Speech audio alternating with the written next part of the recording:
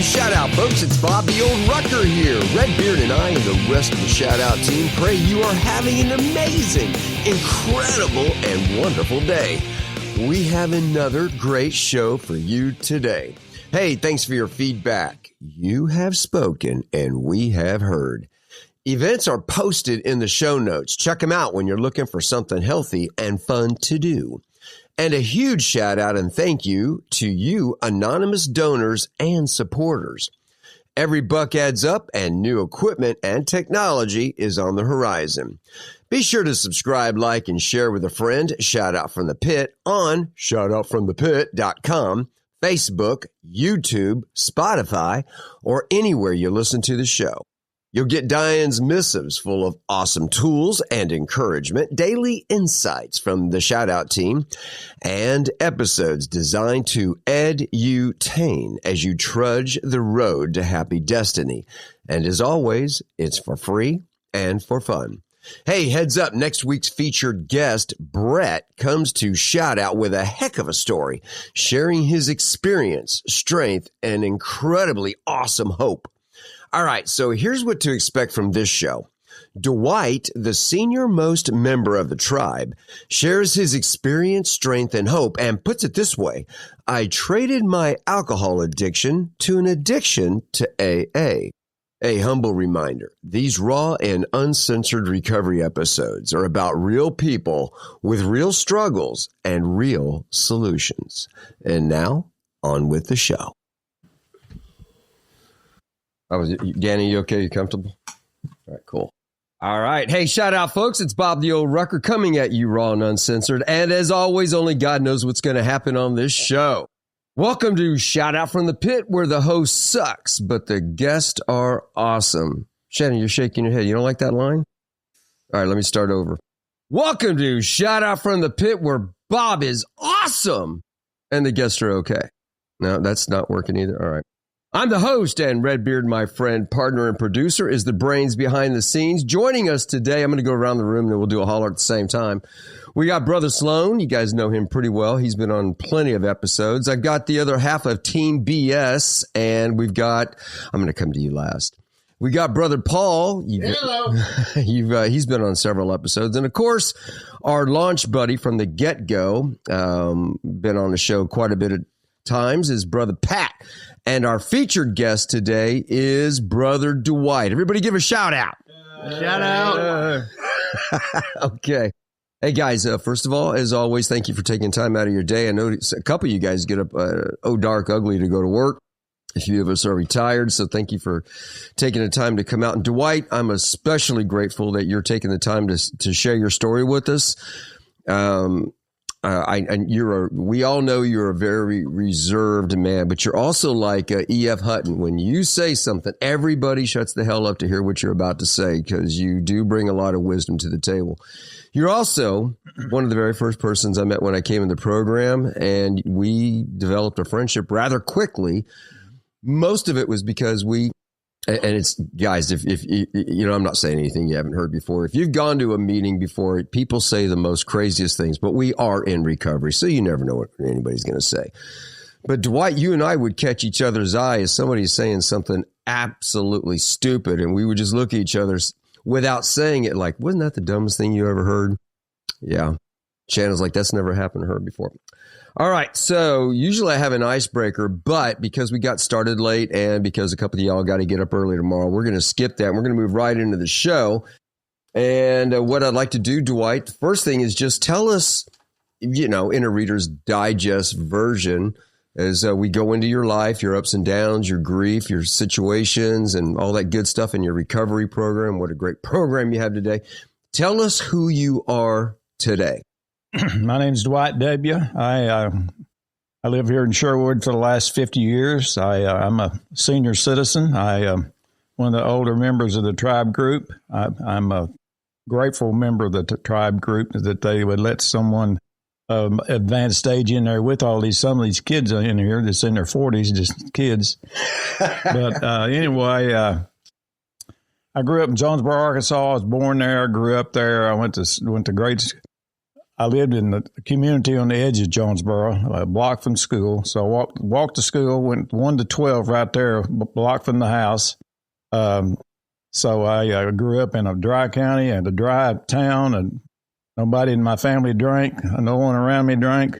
So I didn't grow up around alcohol. So the fact that I became an alcoholic later in life, I'll explain that as we go on. But my dad had his own business, had a successful business, and so I worked with him every day after school, and on Saturdays he worked 6 days a week. And so I didn't do a lot of high school sports and stuff because I wanted to work. I wanted the money. I was in high school. I had cars. I had a car and I had money. A lot of people I grew up with didn't have that because of who my dad was and the fact that I was working and, helping to pay for what I was getting. So I had that. I grew up with 3 sisters. So you guys know part of what my part of what my problem is. I'm a middle child and I had sisters above and below me. Oh, man. The fact that I had to wear my sister's hand-me-downs is part of what really messed me up. Oh, God. That's part of what really messed me up. But no, I grew up in a great family. It wasn't Ozzie and Harriet, but my mom and dad were very solid Christians. We went to church every time the door was open. I went to church ever since I was born. So I grew up knowing who God was and who God is.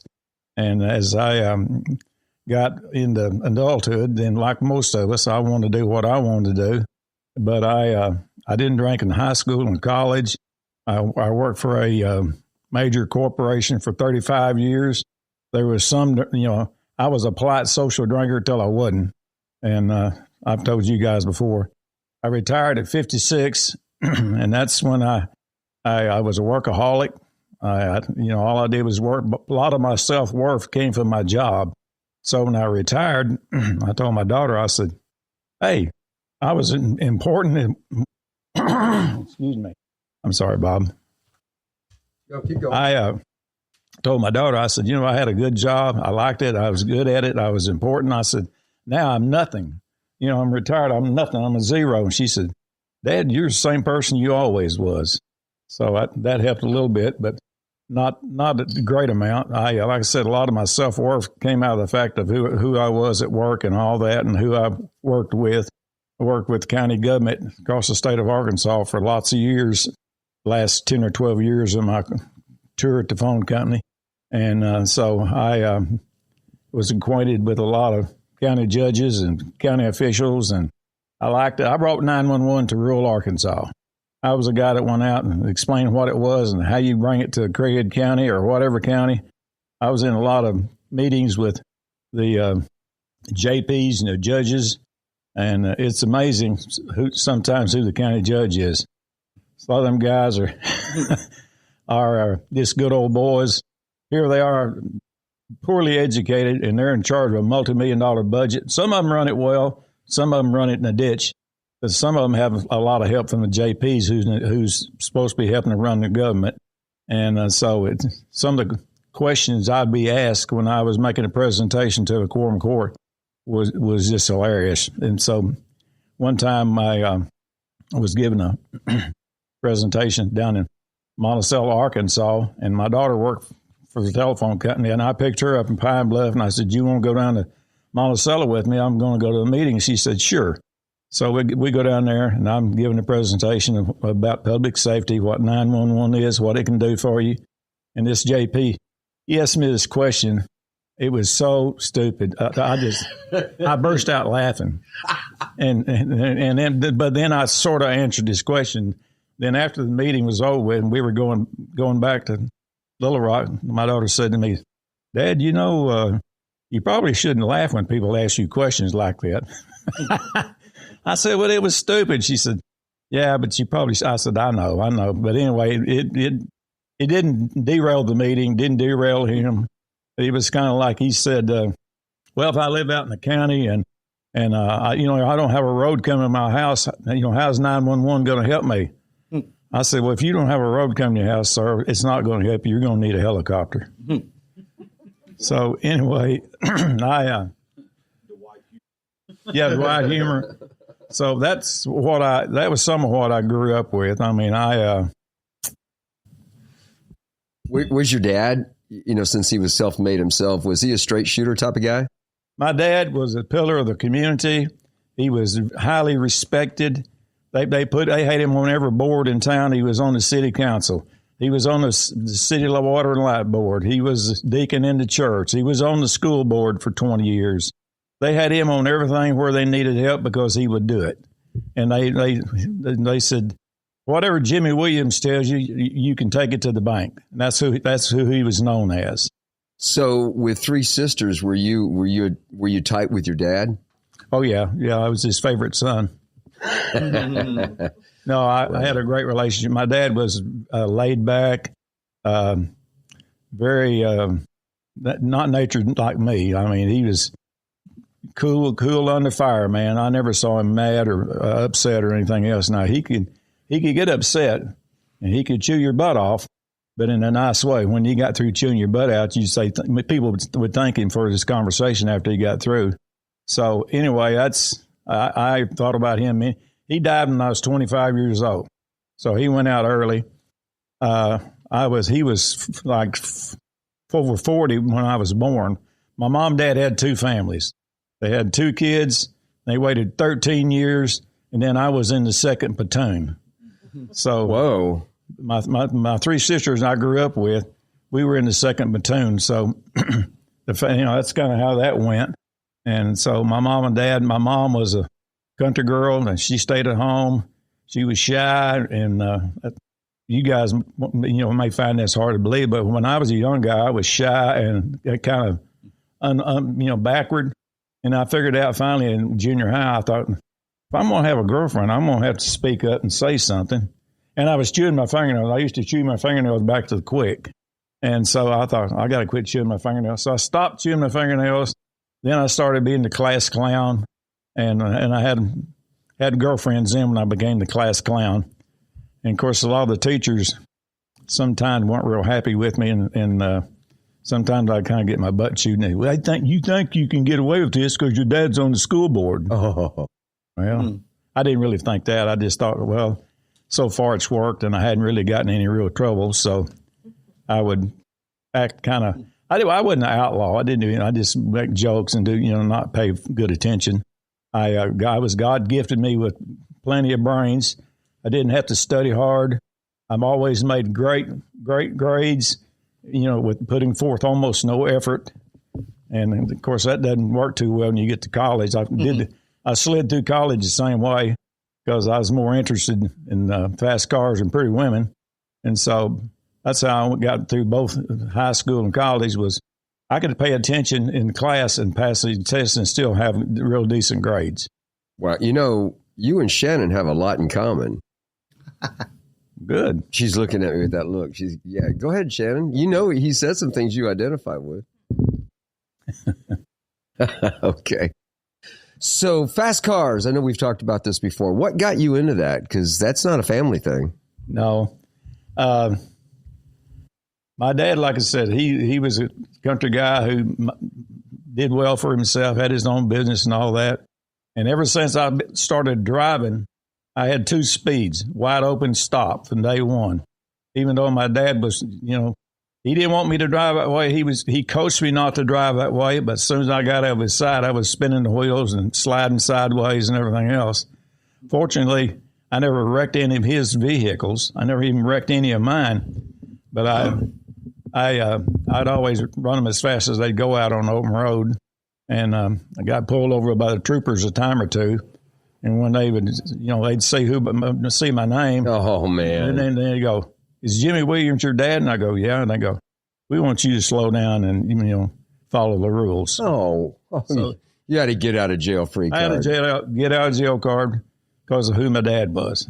Well, now, after you just shared that, you and Sloan actually have some stuff in common. Yeah. But I think he's the last owner of every car he's ever had. Yeah. Okay. Yeah, I did unfortunately wreck several of mine. So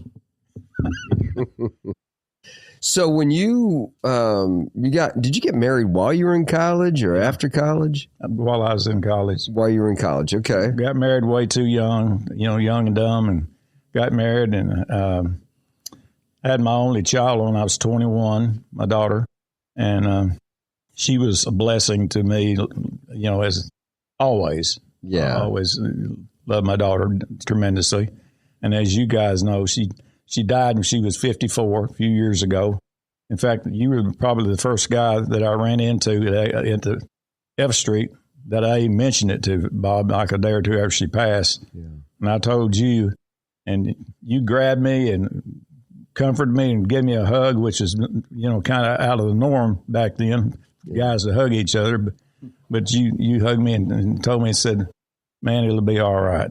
Yeah. So it sort of got all right. I mean, you're not supposed to outlive your kids, and I only had one, and I did. So, but you have two grandchildren that are doing pretty doggone good. I have a granddaughter whose birthday is March 11th. She'll be 31, and she just had her first baby here April of last year. So she's got a baby boy. Great grandpa. I'm a great grandfather. Oh, gosh. So Xander, his name is Alexander. She didn't know that she was naming him after my great grandfather's name was Alexander Washington Williams. Whoa. He went by E.W., as you could understand why with a handle like that. But anyway, she named her son Alexander, but she's going to call him Xander. Okay. So. All right. Sounds like a powerful name. My grandson be 28, his birthday. And my granddaughter always was disciplined and always had a plan. And her plan was to get a high school education, get an undergraduate degree, get a graduate degree, get a job, and get married. And that's exactly what she did. And so she got married 10/10/2020. Well, you won't forget that date. You won't forget that, 10/10/2020.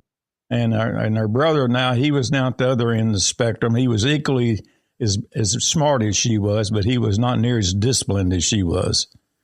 He could make the grades, but he wanted to do something else. So, yet he's doing very well and got married to a model. Is that what I understand?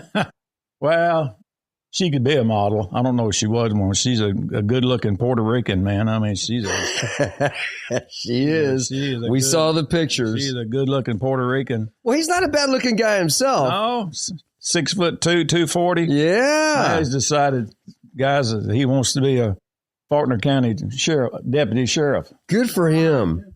He's in training right now. That's awesome. Well, I like it, but I don't like it. Uh-oh. You can get killed in. That's a dangerous job, man. Particularly being a deputy sheriff, you're out in the county and you're going to go to a domestic disturbance and you got no backup. You're going to have to be real careful about that because they get shot all the time by some wife you're trying to arrest the husband for beating her up and she shoots you. So that's what my concern is. It's a dangerous job. That is a legit concern, but I have a hat tip for your grandson for stepping up and being a first responder. That's a huge hat tip. So if he ever listens to this show, thank you for your service in advance. He's EMT trained, so as well as being going to be a deputy. Good deal. Yeah, I've got a big heart for the blue. In fact, one of our tribe members, is blue, Josh. Yes. So a big heart for these guys. All right. So you were a race car driver. You did, and while you were, working for the telephone company, were you driving these cars, building them? What was, want to share that with us? Well, you mentioned, I said earlier that when I was a teenager, I liked fast cars and pretty women. I always had a need for speed, man. I've always been an adrenaline junkie. I always wanted to go fast. So I had a friend there that worked at the phone company. He was a good mechanic. Yeah. So he and I had a Ford, and he hopped the motor up. He wanted to turn the wrenches, and I wanted to drive. So we had a Wildcat drag strip at Paragould, Arkansas, and we would race up there regularly. And so we did pretty well for a couple of country boys. It was a little old small block Ford, a little old 289, but you can't put your 289 up against somebody's 350 Chevy many times and win, but we did. And all right. Well, that's, it's interesting. Go ahead, Sloan. What kind of car was it, Dwight? It was a 64 Mercury, the small one. Help me out, Sloan. Cougar? No, smaller than that. It wasn't a Falcon, but it was. I can't see racing a Falcon. I can't say Anyway, it wound up turning into a 63 Falcon Sprint. Okay. Really? Yeah, which was lighter. Yeah. And we could go faster in a lighter car. You either got to have more horsepower or you got to take weight off. So we went to a Falcon that weighed several hundred pounds less, and so they made the car faster because it was lighter. How many cars did you actually own? Because I know at one time you said you'd put a lot of money into this. This is a passion you had. Well, after I retired and I didn't have anything else to do from the phone company, I bought and sold some cars. I had a couple of friends that I was associated with, car guys that actually knew what they were doing, is how to buy them, how to sell them. So I did that for quite a few years just to have something to do because I was a car guy. Sure. And then I got acquainted with the guys out in Cabot out there. Two of them are really good, solid guys, and they're not drinkers. They're just good guys. And one of them's a diehard Chevrolet guy, and his best buddy is a diehard Ford guy. Okay. Oh wow. So that's a match made. They race against each other all the time, and one of them gets to outrun one of his buddy one Sunday. Then they'll go home and work on it. And next Sunday, the other guy may outrun the other guy. But that's turned into a very expensive hobby now. Wow. Okay. Well, so, you just based on our conversations in the past, you were a dedicated company man. And then as you had shared with us, and we're all, pretty familiar with, of course, the listening audience, is it when you retired, how, as you shared earlier, the transition was kind of difficult. So how did how do I put this? You were a late bloomer to alcoholism. Yes. Very late bloomer. Yes. Did you have any alcoholism in your family anywhere? You said your parents were cool, but what about extended fam? My dad had a lot of alcoholism in his family. He had two brothers. Both of them were alcoholics, and both of them literally killed themselves while they were in their disease. Mm. One of them shot himself, and the other one drank strychnine and died. Wow, what a way to go for both those fellas. As a result of that, my dad was a non-drinker. My dad never drank. Mm. So he was a teetotaler. My mom lived 85 years in sobriety. She never had a drink in her whole life. And so anyway, I am absolutely a believer that we are genetically predisposed to be an alcoholic. I told you when I grew up, the time I was I'm in high school, I might have had two cans of beer, maybe. The whole time I was in high school, maybe. Basically, I didn't drink. And even when I worked, I was a polite social drinker at work till I wasn't, till I retired. Mm-hmm. And then once I started sipping when I was retired, alcoholism can come on pretty fast, man. I was 56, and by the time I was 57, I was already an alcoholic. Wow. I mean, how'd that come on, Dwight? I mean, walk me through that, because I'd like to know. Well, when you're not going to work every day, so I told you I'd buy and sell a few cars, and so once I started drinking, it gives you more impetus to get up and take a chance, or to do something, or be less concerned, or less afraid to make a big decision, to spend umpteen thousands of dollars. But once I didn't have the backing that Sloan had, so I had to be more selective with my bankroll. I didn't have the backing he had, so I had my own backing I had to work with. But anyway, I guess, Pat, to answer your question, in a matter of a year's time, I went from being hardly drinking at all to drinking every day in a year. I mean, I was drinking against my own will, man. As I've told you guys many times, I still, even when I was in my deepest alcoholism, I still had enough brain cells touching that I knew that alcohol was a problem. Now, I had no idea the depths of what being an alcoholic really meant. I just knew that I was drinking too much, and I was doing a lot of dumb stuff when I was drunk. I was a blackout drinker. I'd drink and drive, and fortunately drive. I never wrecked, never hurt anybody, never got a DUI. Got pulled over 2 times, and somehow I didn't get a DUI. So God was always looking out for me. It wasn't like I drank and drank and drank, and all of a sudden it came to me, Pat. It came to me in about a year's time with me drinking. I didn't mess around I didn't drink in bars. I drank at home. I'd go to the liquor store and buy me a big jug of something. Well, most alcoholics, when they're really into it, drink vodka. I mean, it's cheap. The point is to get loaded. So, alcohol is alcohol. Well, it's vodka, rum, or whiskey. It's all has the same ethyl alcohol in it. And so it's going to make you drunk either way. So if you want to, when I was in my disease, I'd wake up in the morning, and you guys have heard me jokingly saying it was almost that bad. Get up and pour vodka over my Cheerios. Oh, my gosh. I would get up and drink probably a half a pint before even 10 o'clock in the morning. Yeah, I was going to ask if that was true or not. It's a good line either way. Yeah, oh my gosh. It was almost true. I'd drink vodka and then I'd eat my breakfast. So it was everything but pouring it over the Cheerios. Okay, but yeah. I mean, man, you guys have been there. Nothing's better than drinking and having to get up in the middle of the night and throw up and have diarrhea. I mean, what a great way to live, right? Yeehaw! Yeah, what fun. So I certainly, even when I was going on, I thought, man, there's got to be something better than this to be sick as my body never did like alcohol from day one. And it never did. My body didn't. I liked the feeling, but it always made me sick. It always gave me got humongous headaches. And so my body never, a lot of people can drink and drink and drink and not have a hangover. I wasn't one of those guys. When I drank, I'd have a headache. It would kill a bull elephant, man. Yeah, I can identify with what is that saying? The hair that bit the dog? Yeah. Yeah. So, wake up with that hangover, and the only way to get rid of that physical feeling was to hit the bottle. Yeah. Oh, gosh, I don't miss those days at all. Hey, if anybody's out there listening to this, man, I feel you. If you're in that boat right now, man, I feel you. Ugh.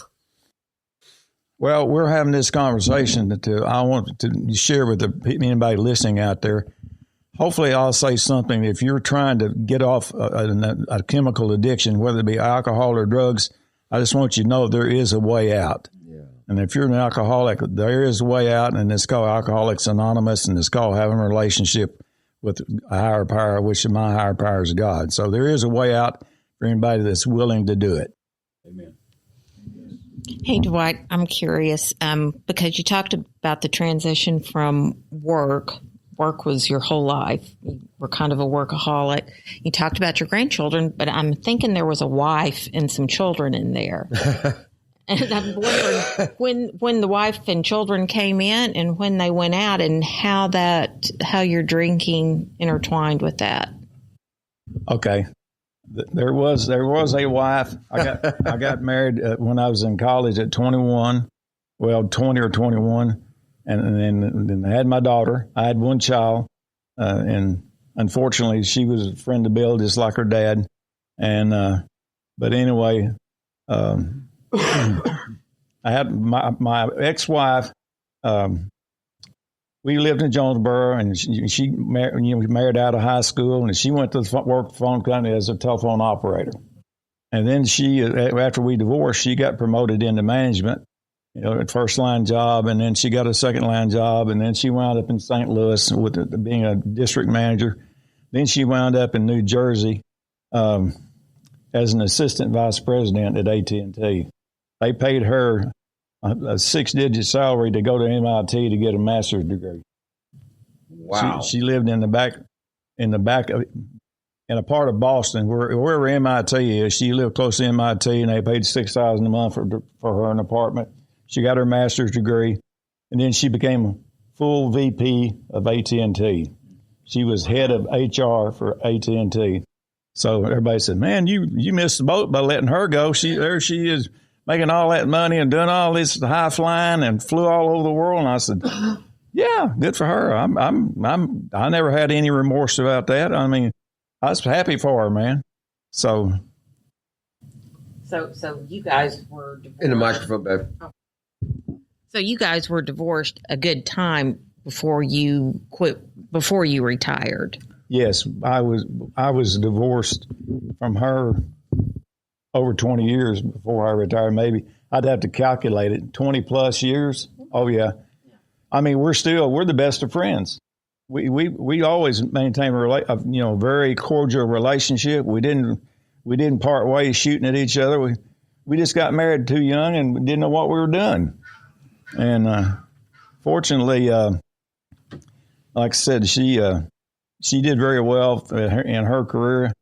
She's one of them people through her own. She had 2 master's degrees. She worked her way to the top. She didn't screw her way to the top. She made it with her brains rather than on her back.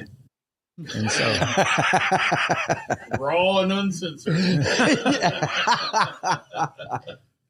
Well, like I said, you were a straight shooter. I didn't know if you got that from your dad or not.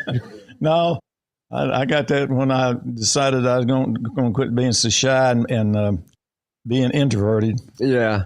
Okay, so along the lines of what Pat and Shannon had asked you, so you were single for a lot of years, and then as you shared when you retired, I'm along with Pat here. I'm trying to connect the dots. Was it immediately that you began to discover the bottle, or was it weeks, months, years?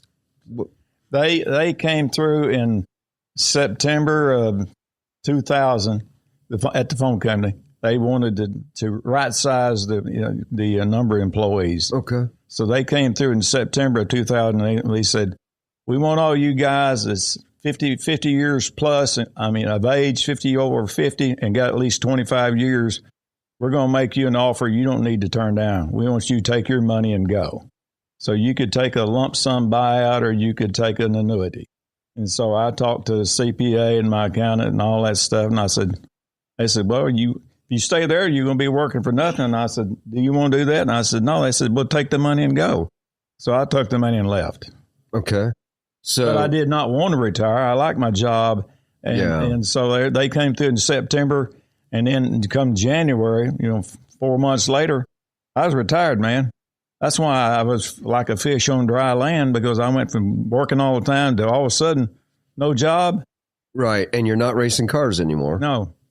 And Shannon was talking about being divorced. I've been divorced 42 years, Shannon. Mm-hmm. That's in tip-off. I hadn't remarried. I didn't remarry. I had a couple of long-term relationships with a couple of really nice ladies. And fortunately, probably for their sake, I didn't marry them. One of them had 3 daughters. I bought her daughters cars, prom dresses, Doc Martin shoes, anything you wanted. I was their daddy. Another guy was their biological father. Mm. He was a piece of crap, and he had nothing to do with him. And I had a daughter that I didn't live with, so because I wanted to, and I guess it actually because I felt kind of guilty that I didn't take care of I took care of those girls, and I still have a relationship with them today. That's awesome. Good relationship. Well, it speaks volumes of you. I mean, Dwight, the tribe isn't exclusive. It's not like we have secret handshakes or, initiations or anything. It's just a bunch of guys that have grown close together because there's qualities in their, because Sloan's the only one here that I knew back in the day. You and Paul and Pat, I met you guys in sobriety, so I don't know what your previous journey was like, but you're good men. And I'm not surprised that you're the daddy to these girls, because we all look at you as a good man, just like we look at each other as good men. That's what makes us who we are. Iron sharpens iron. Right. And you are as good for us as I hope we are for you, Well, I'll say this, Bob, about the tribe. The tribe is, when I was, all those years I was growing up to college and all that, I didn't hang out with a bunch of guys. I worked or I went to school. So I didn't go to the military, so I didn't have all that man association there. I didn't play sports, so I didn't have that guy association there. I spent my time working or hanging around women. Well, there you go, man. So that's why when the tribe came along, I kind of feel like a fifth wheel sometimes because you guys all know about this male camaraderie thing, and I'm in here learning it, and I am so grateful to the fact that you guys let me hang out with you, even though I'm rough around the edges and sometimes my jokes are it's a little bit pointed, but yeah, you wouldn't have it any other way, Dwight. Amen. Amen. Go ahead. But one thing I was thinking is, Dwight, sitting here listening to your story, when we got to the doors of Alcoholics Anonymous, we got there through such different paths and we led such different lives. And then I'm looking around the room. We all had different ways that we got here. Yet we have this bond that, as far as I'm concerned, is the strongest bonds I've ever had in my life. And man, Dwight, we're not just letting you hang around. You're part of the deal, man. Gosh, and I feel the same way you did. I was the whole time I was out there, I was kind of a lone wolf, and I wasn't used to being a joiner and being in a group and that kind of thing. And so it took a little getting used to. But I say that to say that if there's anybody out there listening right now that you think, oh, these guys are alcoholics, or they didn't have the same exact things happen to them, they would never understand. Come join us. You might be surprised what the understanding you might get, because the good news is that the answer for all of these things, whether you're an alcoholic or you're on drugs or any of that stuff, the answer is the same. The solution is the same. So that was what I wanted to say just to people out there listening. We took a lot of different paths to get here, but once we got here, we have this bond that it's a very special thing. Yes. Thank you, Sloan. Yeah, to purposely digress for a sec. Like Tony and I were hanging out, and then we met Pat, and we didn't have a group name. It was just a few guys hanging out. And then we started hanging out at your place, Sloan, and watching movies. And honest to God, I don't know how the other 10, 15 guys, we just started, somebody sent out a group text, like, let's go to dinner, let's go to a movie. And then Paul will throw something together at his house and he'll cook. We're not going to pass that up, I can tell you right now. No. Pat will initiate some kind of a ball game thing, which I couldn't care less about, but I love hanging out with you guys and the cheering and the stuff. Somebody here used the word camaraderie. I think it was you, Dwight. I mean, it's just, because, and I know we've talked about this, Dwight, we used to just go to meetings and get our dose because we're doing what the suggestions were, right? Go to a meeting, talk to your sponsor, read the big book, whatever, but there's more to life than just getting our suggestions filled. And the meetings after the meeting or unaffiliated with the suggestions, I get so much growth out of that. And then just the chats that we have, like, we meet over here, Dwight, and then, we'll have conversations that I wouldn't have if I were at, one of our sanction meetings that we can find in the chair or whatever.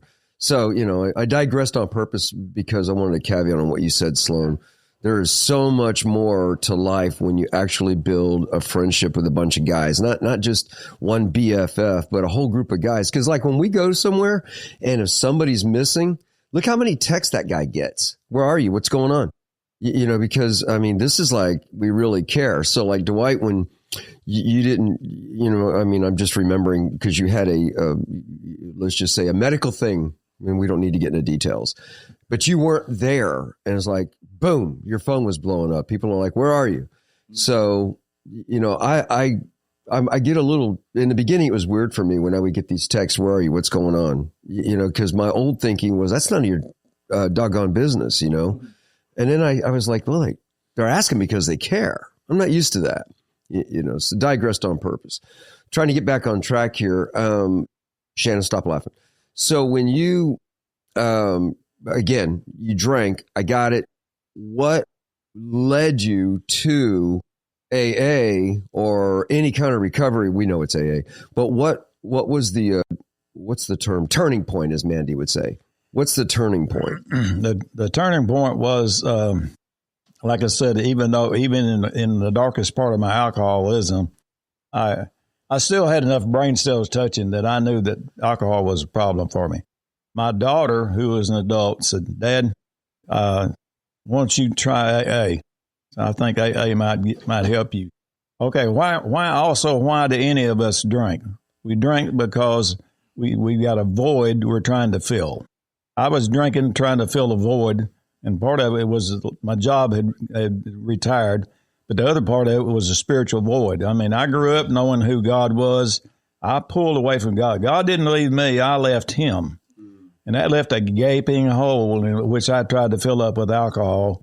And, of course, alcohol won't do that. The addiction took me down roads that I would never have gone down otherwise. So, the big book says we got to have help from a higher power. It mentions higher power, I think, 3 times, and it mentions God 142 times in that big book. So once I came to AA, God brought me to AA brought me back to God. I had a spiritual awakening, which really turned me back to my faith. And I want everybody to hear out there that I know I am living in recovery as a result of my relationship with God and AA and you guys. So as you guys know, I go to a lot of AA meetings, but I also go to church on a regular basis because there's another fellowship that I am deeply involved in right there. Do you, when you said spiritual awakening, can you describe what that means and maybe what yours was? Okay. Well, when I grew up in church, Pat grew up in church. A lot of us grew up in church. And, bottom line is, guys, we're living in this world. When we die, we're going to go one of 2 places. You're going to heaven or hell. We get to choose. You read that. You read the Bible says, decide and choose life. Okay. So I knew who God was, and I left him because I wanted to do what I wanted to do. There's another power in this world besides God, and that's Satan. Satan is equally as powerful as God. And so when I was drinking and all that, that's who I was. That's who was singing the tune that I was marching to. Was the bad guy, wasn't God. God didn't create me to be an alcoholic. He created me to be who he planned for me to be, who I am now becoming, who he planned for me to be. Okay.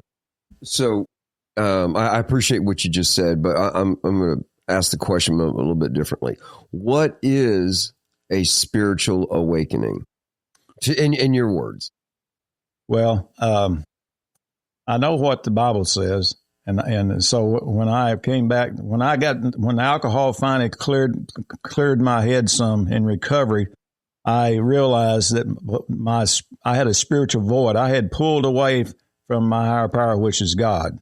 And when I got back reunited with him, that's what I'm calling a spiritual awakening. When I reunited with my higher power, which is God, and then I always went to church, even when I was drinking. I went to church half drunk before. I don't recommend that, but at least I went. And one time I went in there, and my sister here in town was in there, and I was talking to her, and she said, "Brother," said, "your syrup's not getting it." Oh. So I thought, well, I leaned back then because I'd been drinking when I went in there, and I thought, well, I don't need to blow my alcoholic breath in my sister's face here in church. Oh, my. So, one more time, her brother, showed up for her. Showed up and showed out. Okay. So you found out about Alcoholics Anonymous through your daughter? Yes. And do you recall, what was the steps that you took to get into a meeting? What was your first experience like? What were your thoughts? Well, unfortunately, my daughter was genetically predisposed on both sides. Her mother, my ex-wife, her family members, she has family members who are alcoholics. I have, family members who are alcoholics. I'm an alcoholic. So my daughter had it on both sides right there. And so when she got to be an adult, she started drinking. Whammo, man, she became an alcoholic. So she went to AA. she was in AA, heavily involved in AA. And so she said, Dad, why don't you go to AA with me? I said, okay. So I went to AA with her. I went to F Street. Oh. I've been in F Street. I've been in there ever since. I got in there, got in recovery. I have not found it necessary to try to drink again. I don't want to go back down that rabbit hole anymore, man. I've done all that. Well, I'm an older guy now. I mean, I'm not no 50-year-old kid anymore. And so I know if I went on a big drunk, I might not physically survive it. So it's just not worth it. Did you have a question, Sloan? No. Oh, okay. Oh, I see. Danny's tripping up the wire. Well, that's no surprise to us. He likes to get in the middle of things, and we love him. All right. So you've been going to F Street, and I get it now. The dots are connected because I never knew how you actually got into. And shout out to you, F Street folks. Who I've been there myself. Great group of people. I want to ask you about your daily routine. What does a healthy routine look like for you as a recovering alcoholic? Okay. I live alone. I have a dog. I live alone. I wake up in the mornings. I drink a cup of coffee. I have 4 meditation books I read, and I pray. And then I send out copies of a lot of pages to quite a few people who like to receive it. So I send out to quite a few people each day that don't have the same books I've got and they want to receive it. So I do that. Then I typically I'm going to go to at least one AA meeting every day, Bob. So most of the time I go to F Street to at noon. Of course, I come to a lot of night meetings as well. I joined you guys in a lot of night meetings. And so that's I traded my alcoholism for an addiction to AA. Good line. So I go to, I might as well be, I'm basically addicted to AA. I go every time the door's open, and I go with a lot of you guys in this room. We go to treatment centers and all. We take meetings to treatment center, to the jail. And so service work is where it's at. And it's very beneficial to it. We take the word to people that need to hear it. And so that if they want it, we're telling them, hey, this is what we did, and here's the benefit to us. So if you guys want to choose that, you can. There's a better way. Okay, thanks. Good answer. We're kind of getting near the end here. So if you guys have any questions here, just please jump in. I am curious about when your daughter took you to your first AA meeting. Yeah. Did I hear that? Okay. How long, first meeting, second, third, or whatever, how long before you realized this is where I need to be? Good question, Bob. I immediately. I mean, when I got in there and I started reading that big book and I read the doctor's opinion and all them, the beginning pages of that, I always thought up to that before I come to AA. When I was in my disease, I just thought I was, messed up some way. God had left out some of the parts or something. Why was I an alcoholic? Then when I read all in print, the doctor's opinion, well, I have a physical and psychological addiction to a chemical. It's called alcohol. Then once you're addicted, when my addiction kicked in, I was drinking because I had to, not because I wanted to. My body was demanding the alcohol because it was looking for it. Okay.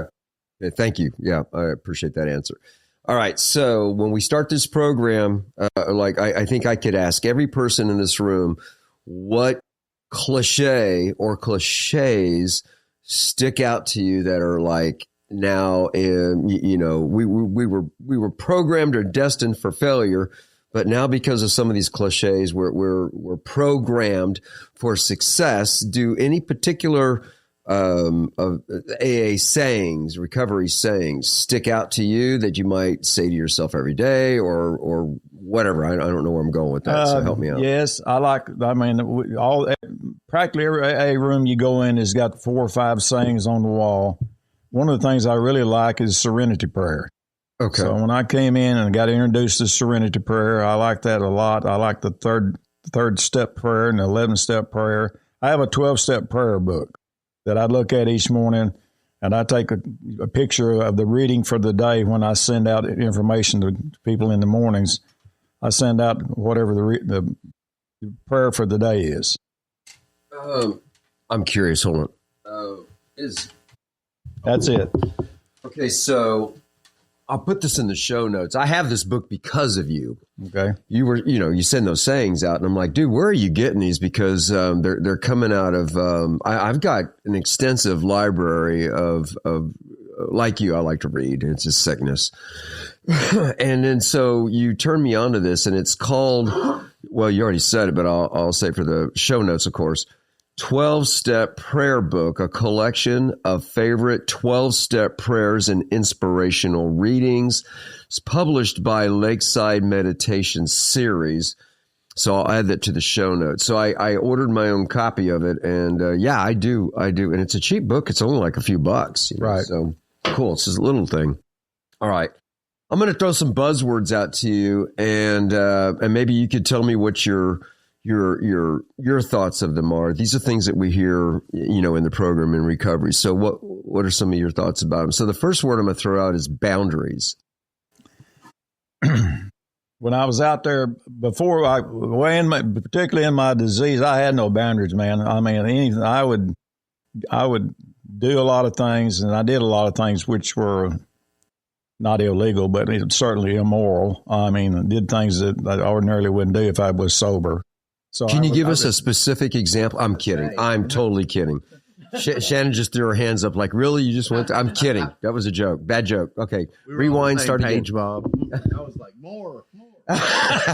you, before I interrupted you, you were going down the road with boundaries. So please continue. Well, I mean, I think for any of us, if we want to live a decent life, you got to have boundaries. Got to be certain things that you absolutely will and will not do, and will accept or won't accept. And when I was in my disease, then I would let people cross boundary lines and talk me into doing stuff that I ordinarily wouldn't do.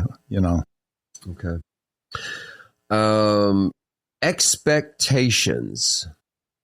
Well, I grew up, I have a lot of expectations. Sometimes my expectations gets me, you can have expectations of others, and then when they're not met, then you can have a resentment. I have to be careful with that because I expect people a lot of times to act the way I think they ought to. Well, they're not going to act the way I think they ought to. They're going to act the way they choose to. And if it's not what I'm looking for, then I'm possibly disappointed.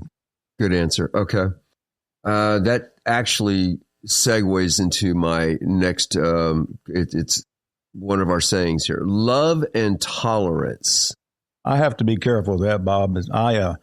I don't do well with stupid. I don't do well with stupid people. And I have I'm just being honest. I have very little tolerance for stupid, man. Shannon's heard this before. Go on. I have very little tolerance. So I have to be careful to keep my mouth shut when I think somebody's really out there in the weeds being stupid. Occasionally I will try to say a little something, but most of the time, even if you're being as cautious as you can, you still step on their toes, and it just doesn't work, man. Yeah. So I finally learned, particularly a long time ago with my grandkids, they do not want unsolicited advice. Most people do not want unsolicited advice. If they're trying to tell you something, they just want you to listen, man. They don't want you to start spilling out, you got the plan for them. They don't want to hear the plan. They want you to listen. Yeah, that's something I've had to learn, whether I'm working with my sponsor or I'm working with a sponsee.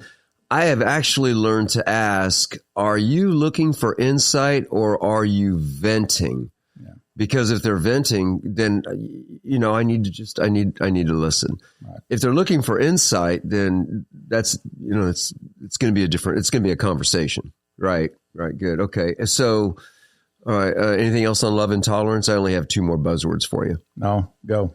All right. The next one is commitment. Commitment. I have a very serious commitment to my recovery. I am absolutely going to do what I need to do and what's required to do to live in recovery.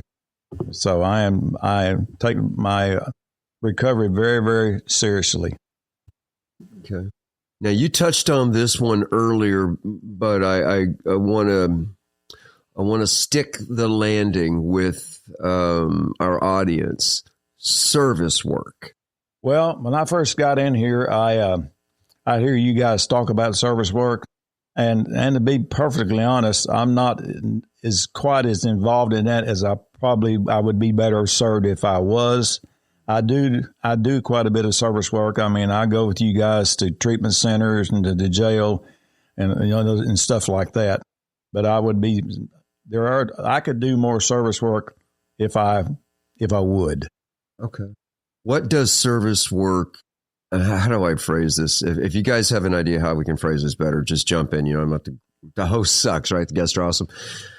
What does service work do for you? It helps me to live in recovery. I mean, I read that big book. I read two big books. I read the AA big book. I read the one for living a moral, spiritual life. And so, I try to stick with the guidelines in both of those, and the rules and guidelines. Okay. AA's got 12 steps. The other big book's got 10 steps in it. Okay. All right, and I think this is like a free flow opportunity, and usually I give this to folks that are sitting in the room here right now. Do you guys want to throw any questions or statements or anything? Brother Paul?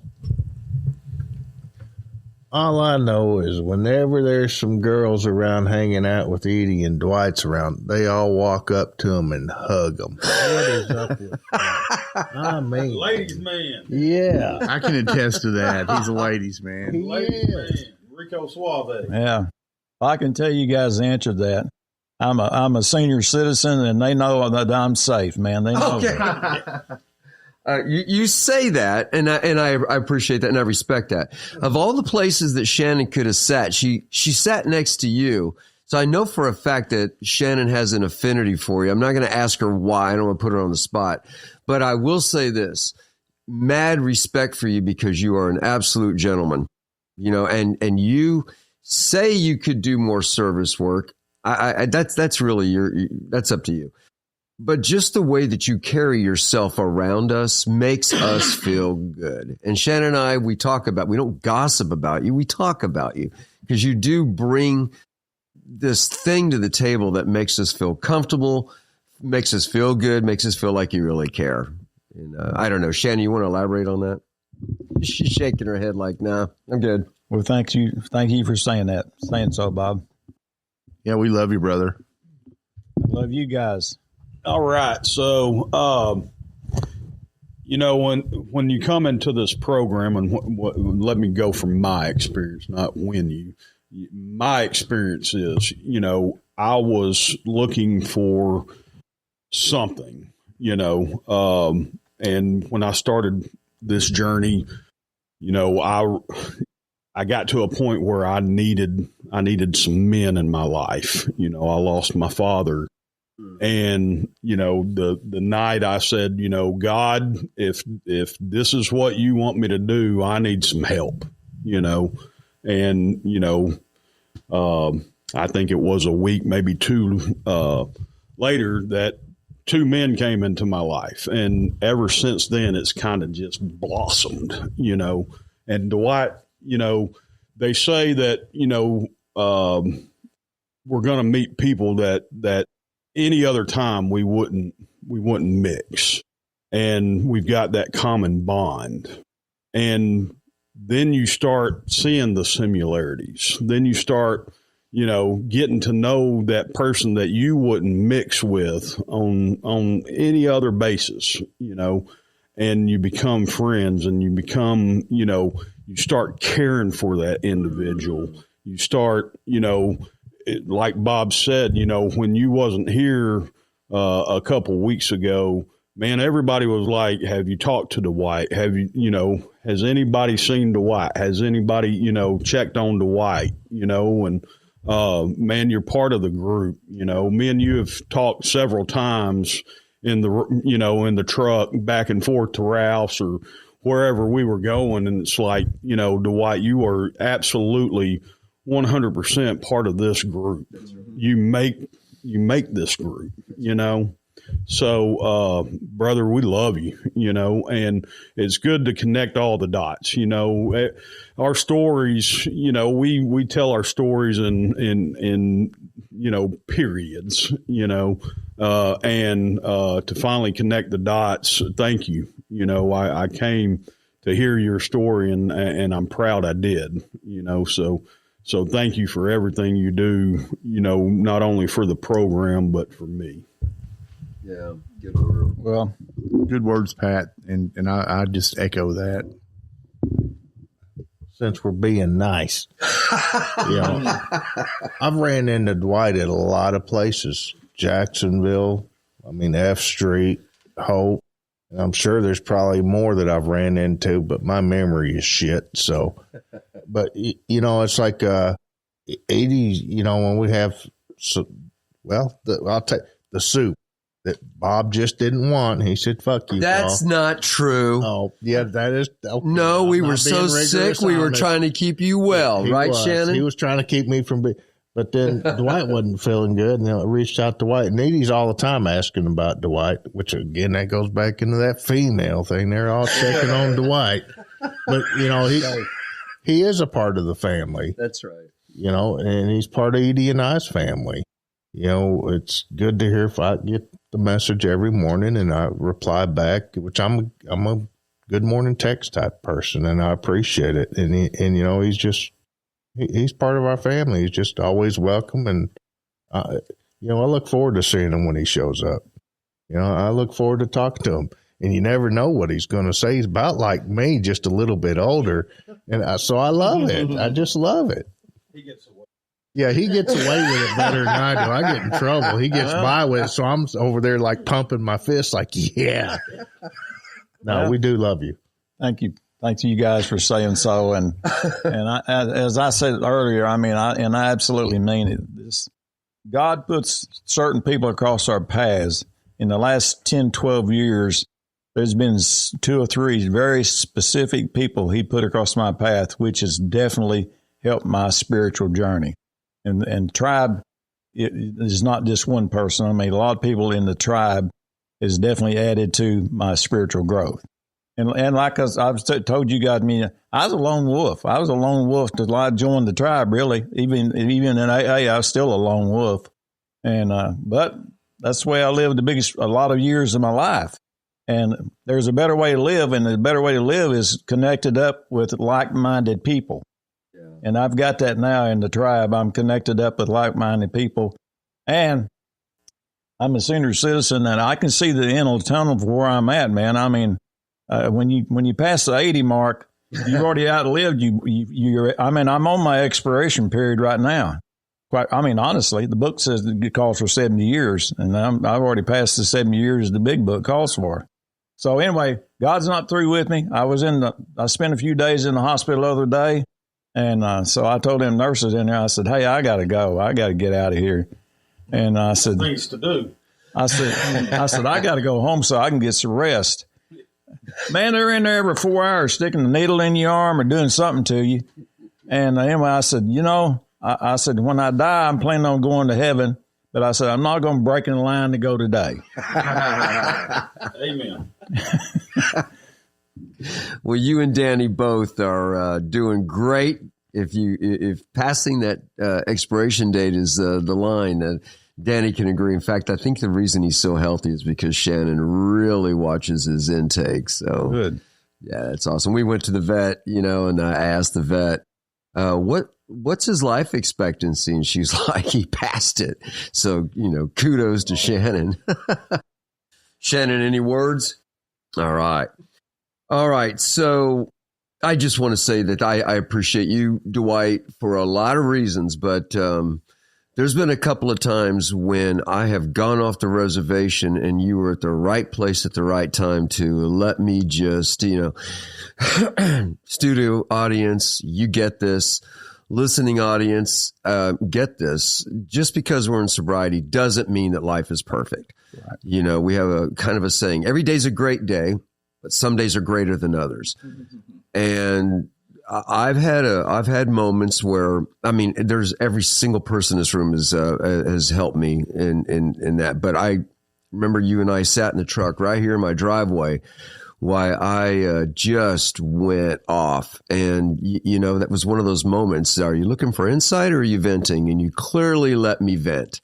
And when it was all said and done, you were like, well, good luck with that. See ya. And I needed a human being there to absorb that junk. I had to get it off my chest. So thank you for that, because there's power in sharing. But I am very, as all of us in here, we're very selective of who we share with, because we're sharing with a person specifically because we know it'll stay with that person. Yeah. But it's got to, and like you refer to the Bible, it's pretty clear that, we need to confess to God, to another human being, to ourselves. Yes. And you just happen to be the right person at the right time for me to get some really heavy garbage off my chest. So thank you for that. And I hope I don't subject you to that again, because I think It'll be okay, Bob. I think some of the hairs in your head came out of that event. All right. So that's a wrap for today's show. Thank you. Thank you, Sloan, Shannon, Paul, Pat. Thank you for being my friends and coming. And of course, Shannon, you're more than my friend. You're my BFF, my battle buddy, my lover, my sweetheart, my wife. What's for dinner anyway? And Dwight, as always, thank you. Thank you for, it's been a while. We talked about you doing a show. You've done everything you can to get out of it. And you finally said you would do it. So thank you. It means a lot to all of us. All right. So what say you, listening audience, on today's topic? Please leave your thoughts and comments on shoutoutfromthepit.com. Remember, we're on Facebook now. So please, if you're tired of all the garbage that's out there, we're brand new. So we're fledgling, but we'd appreciate it if you would like and share. So find Shout Out from the Pit on Facebook. Become a member and, add funnies, memes, good stuff that makes us feel good. Because that's what we do today. We bring hope to the hurting. And myself, sometimes I'm hurting, and I like to go there just to see some of the cool stuff y'all post. And remember, if you want to feel good about yourself, go out and do something for someone else. And finally, as always, you're not alone. This may sound weird, but folks, if no one's told you they love you today, We love you. we love you.